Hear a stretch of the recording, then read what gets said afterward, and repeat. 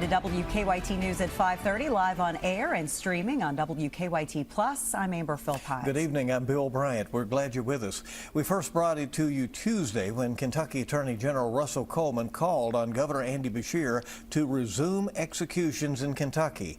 It is not the first time, though, that he has spoken out on the issue. Coleman and other officials have been voicing their concerns for the past year. It all relates back to a case from 1992 where Powell County Sheriff Stephen Bennett and Deputy Arthur Briscoe were killed in a line-of-duty attack. WKYT's Carly Hoxton shows us how one person convicted in this case is still on death row and the community is still waiting for answers. It's our top story at 5:30.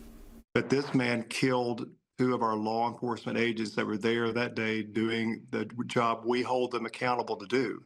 Senator Brandon Smith and other officials are calling for Ralph Bays' death warrant to be signed. Bays was convicted of murdering two Powell County enforcement officers over 30 years ago and has been on death row ever since. Governor Beshear says there's an order stating that there are many steps before he could even sign such a warrant.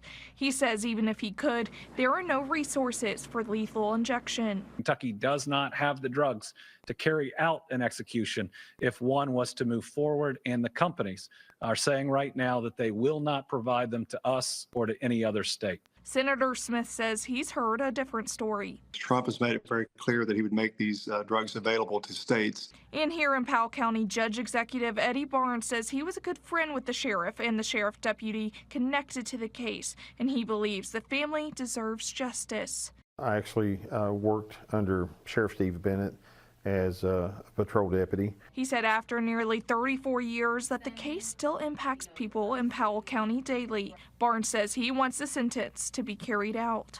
We need to stand up and be an advocate for them, to show them that we haven't forgotten, what happened, and we need to fix the problem. We need to finish it. In Powell County, Carly Hoxton, WKYT.